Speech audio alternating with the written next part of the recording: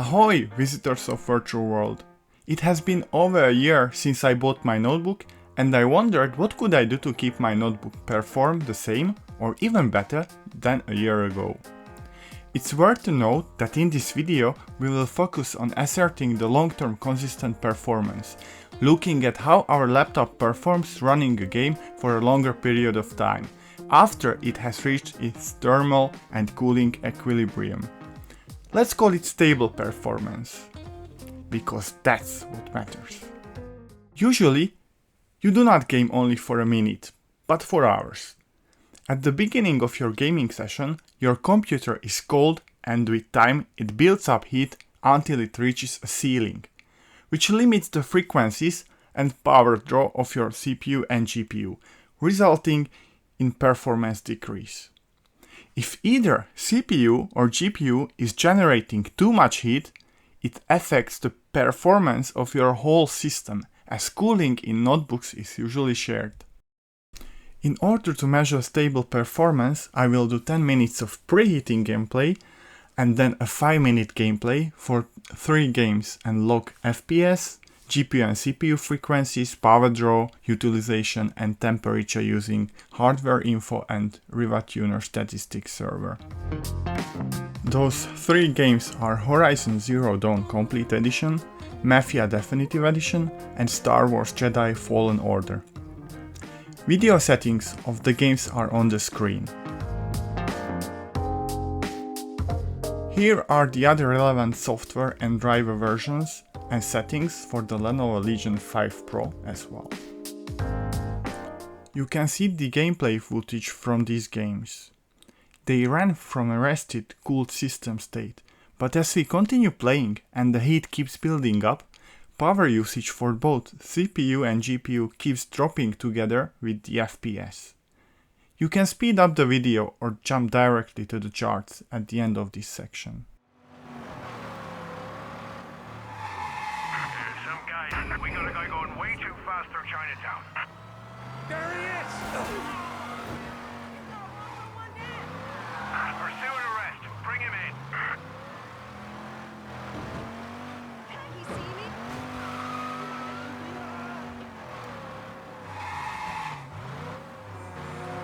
Be advised, sounds like we lost the guy in Chinatown. Keep looking.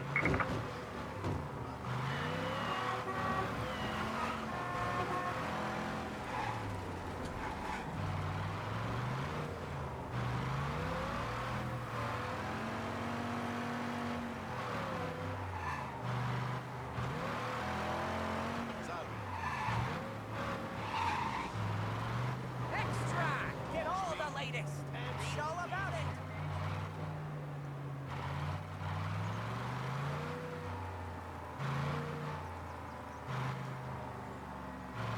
He's gone. Go back to patrols. We'll get him next time.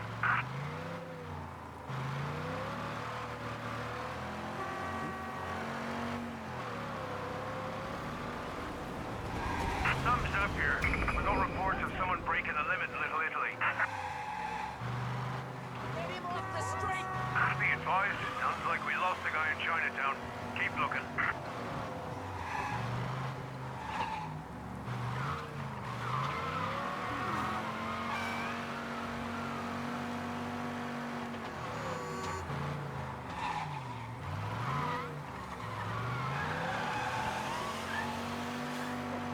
Yeah, he's been seen. Go get him, boys.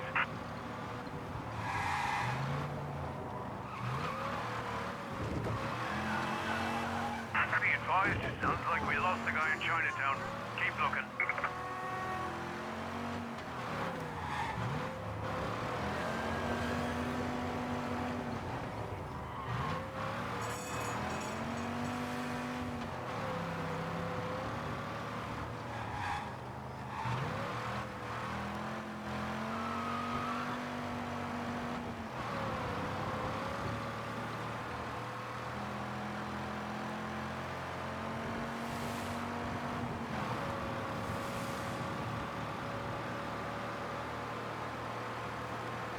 All officers, search is called up. Repeat, abandoned search. Return to patrols. We got someone driving over the limit from North Park.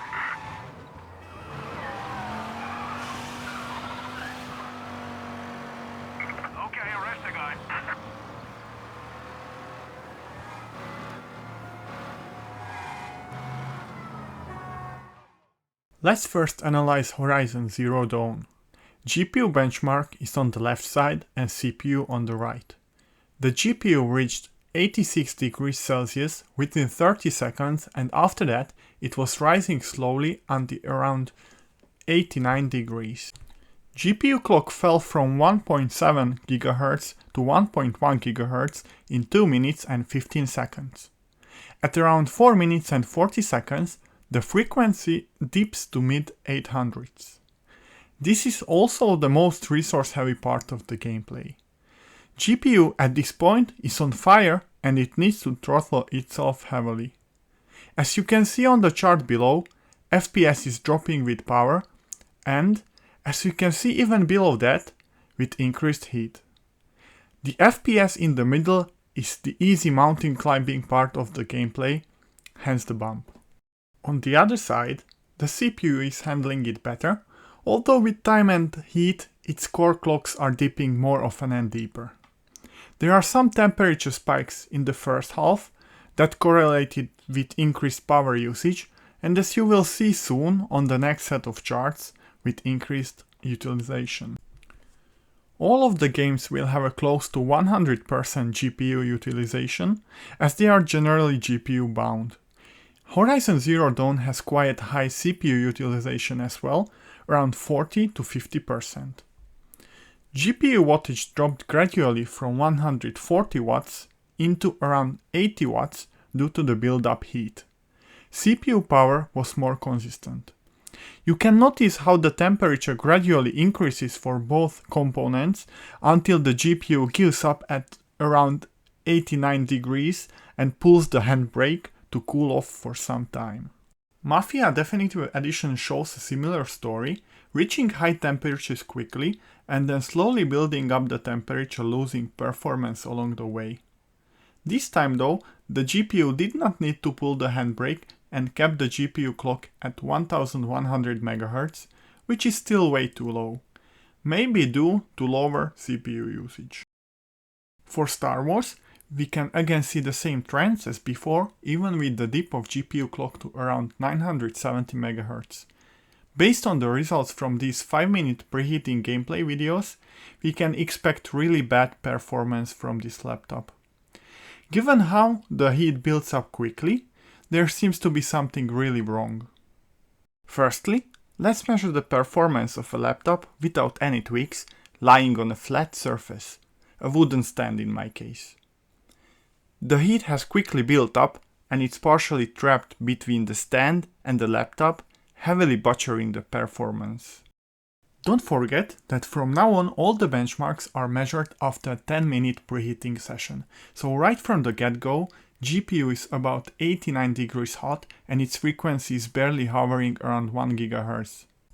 GPU is really at its limit and needs to throttle to just above 600 MHz to lower its temp at least by 1 degree, hence the noticeable FPS dips lasting about 15 seconds, happening periodically. CPU clocks are all over the place as well, constantly alternating in a range of 3100 to 3900 MHz. The GPU is averaging 850 MHz clock, 89 degrees at 77 watt power draw, which results in 45 average FPS.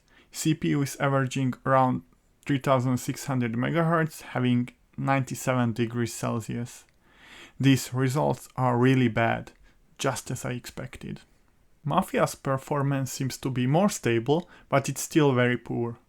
There are no dips, but the GPU clock is always below 800 MHz, temps always at 88 degrees.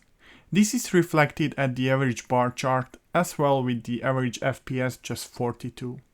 GPU power draw at 76 watts, and it seems the CPU is struggling even more whilst being about 7% less utilized compared to Horizon Zero Dawn, running 3400 MHz at 100 degrees. Star Wars is not doing any better either. No dips, but poor performance. You can stop the video at any time to look at any of the charts for a longer time. The game is averaging 47 FPS. For the GPU, we got 675 MHz at 75 watts and 89 degrees. For the CPU, around 3450 MHz at 100 degrees. For all three games, the performance is atrocious. GPU and CPU temperatures are at their limit, throttling power. GPU can use up to 140 watts with dynamic boost. That's when the CPU power is not needed, or 125 watts when the CPU is heavily utilized. And topping out at just 75 watts is very far from its potential. Several months of usage since my RAM upgrade severely degraded the performance. This is not nice at all. Maybe it's just the dust inside the fans. But before cleaning the fans, let's use a passive cooling pad, which I usually do, and see how much it helps. Just by using a passive cooling pad, we are able to get rid of the heavy dips in Horizon Zero Dawn, stabilizing GPU frequency at 1100 MHz. We've got 10 more FPS on average, and the GPU is consuming about 7 watts more power, whilst being 1 degree cooler. Regarding CPU, the most notable change is the average temperature dropping by 3 degrees Celsius, which consequently helps the GPU not to thermal throttle as much as before. In Mafia, there seems to be no change in GPU temperature, and the CPU temperature dropped by 2 degrees to 98. But this was enough to boost the average GPU clock to 950 MHz, power draw to 82 watts, and improve FPS by 8. Here is a quick peek at the line charts as well, just for completeness. For Star Wars, the story is very similar to the other games. Here, the GPU and CPU both had lower temperatures by 1 degree, which seems unimpressive, but actually the average FPS has risen to 60 FPS from 47. That is a 13 FPS boost. This is again thanks to the GPU having a bigger headroom, consuming 8 watt more power, and having almost 200 MHz more clock than previously. Have a look at the line charts as well. Generally speaking, the GPU and CPU are both trying to squeeze all the performance they can, in our case limited by temperature, not their maximum allowed power draw. Even though the temperatures are almost the same, the GPU was still able to run at higher frequencies because the heat is getting out of the system more easily, allowing for the GPU to consume around 7 watts more power. Now, additionally to the passive cooling pad, let's remove all the dust from the fans. It got really dusty in the months, it seems. I also decided to check how good of a job Lenovo engineers did with applying thermal paste and mounting the cooler. It seems that except for the dust trapped inside the fans, the cause of the awful performance is thermal paste pump out and dry out. You might ask, but what's that? Well, this is new knowledge for me as well.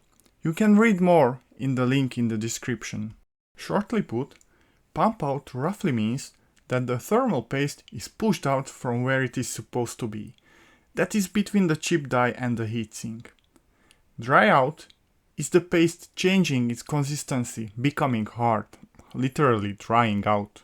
So I removed the pumped out dried paste and carefully and fully tightened the screws of the cooler. Was it worth it though? I kid you not, the results are amazing.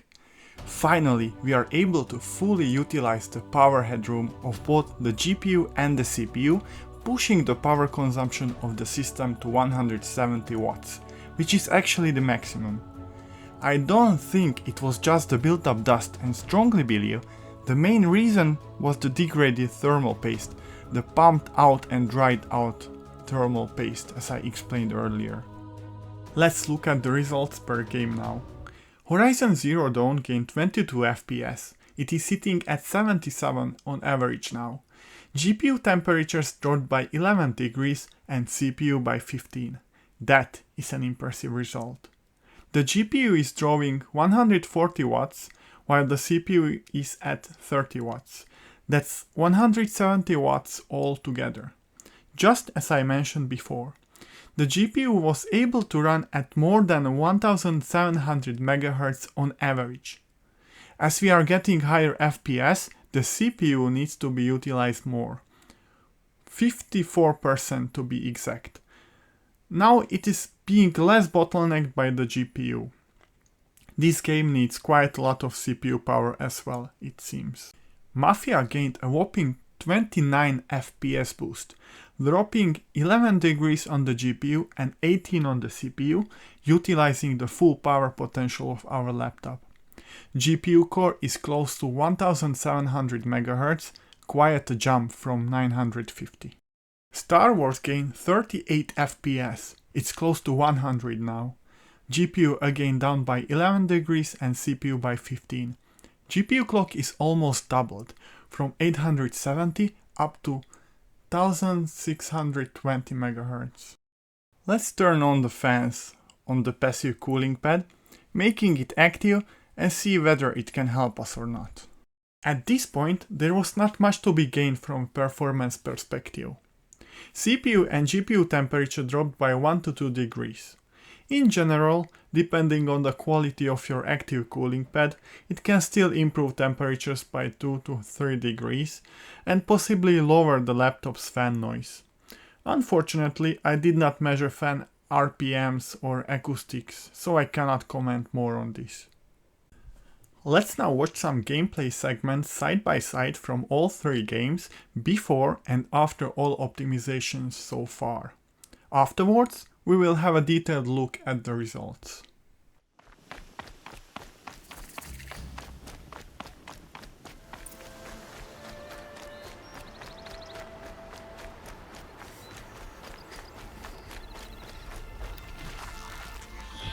Red light.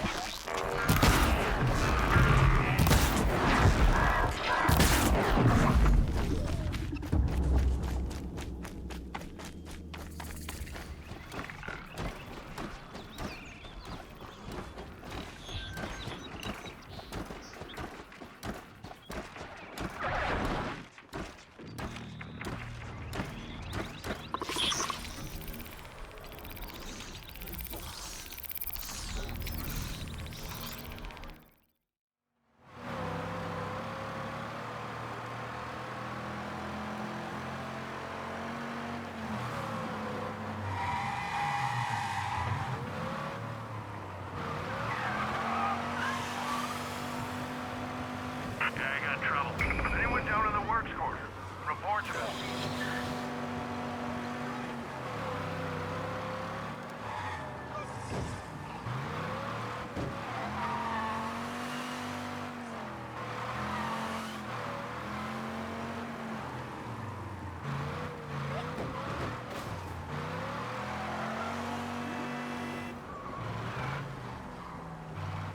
Extra!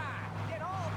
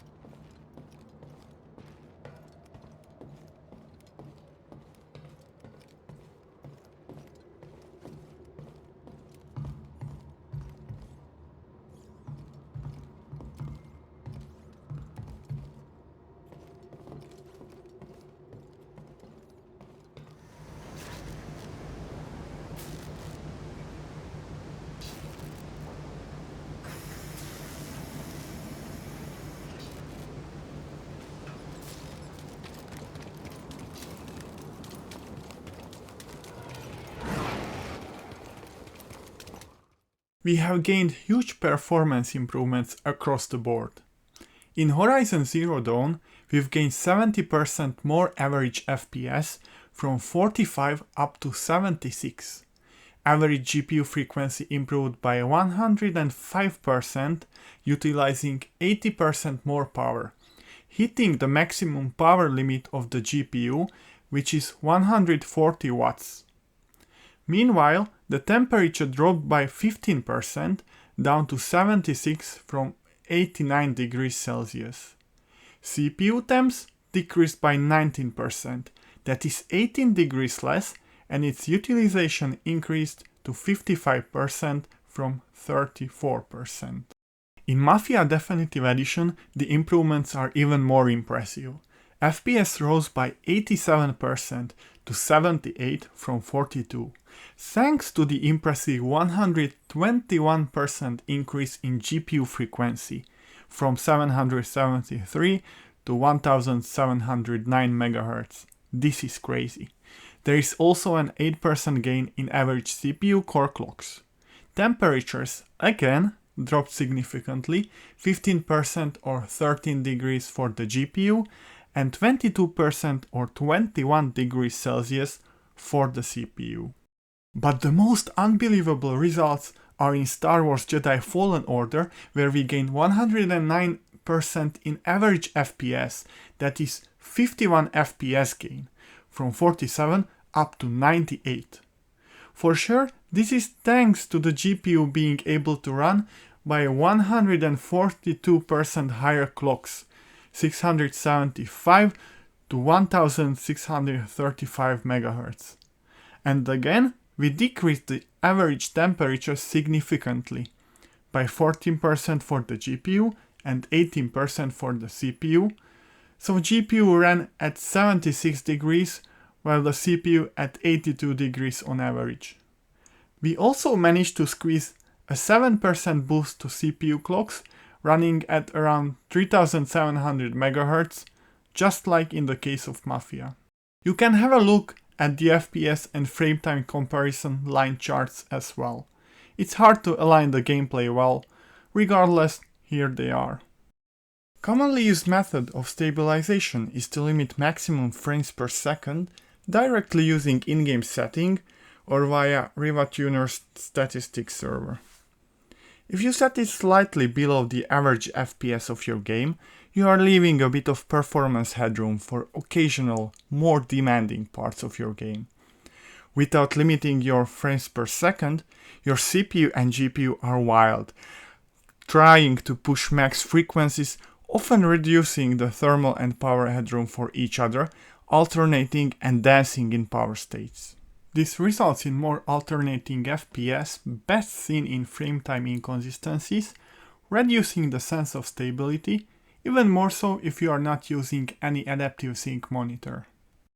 The average FPS for me in Horizon Zero Dawn is around 75, which means I'm going to set a limit of 70. It can be set directly in the game settings, however, if it is not possible, use RivaTuner statistics server global or per application profile. You can combine the two as well, having a global limit and then adjusting an even lower limit per game when needed. I believe you have already noticed the FPS limited gameplay video from Horizon Zero Dawn playing in the background. Limiting the FPS reduces the power draw of the GPU, giving more headroom to the CPU, and indeed, you can notice the increased power draw and higher core clocks. The CPU wants to boost until it reaches its peak temperature, power draw, or frequencies. It also slightly lowered GPU temps. That's because the GPU is allowed to take a break once it reaches the FPS goal. So it equals to less utilization, less power draw, and less temperature. Most importantly, the frame rate and frame time are more stable, with less variance, providing a smoother gameplay experience, especially without adaptive sync technology. Actually, I've planned some more advanced methods of mitigating the overheating, like limiting the thermal power limit of the CPU from 100 degrees to 85 degrees using AMD APU tuning utility, which would have helped in GPU demanding games. Or increasing the frequency of the GPU core in lower voltage states, into which the thermally exhausted GPU slips into, as you could have noticed in my gameplay recording measurements. Maybe in another video. Let me know in the comments if you would like to see it. I'm glad I did not have to replace the thermal paste, although it's strongly recommended in this case because it was really in a bad shape. Anyways, scraping a bit of it away, together with properly tightening the cooler and clearing the dusty fans, really have done wonders. Hopefully this video helped you to revive your Lenovo Legion 5 Pro or another laptop. If so, leave a like, comment and share the video with your friends. Make them happy as well. Thanks for watching and see you next time in my virtual world. Ahoy!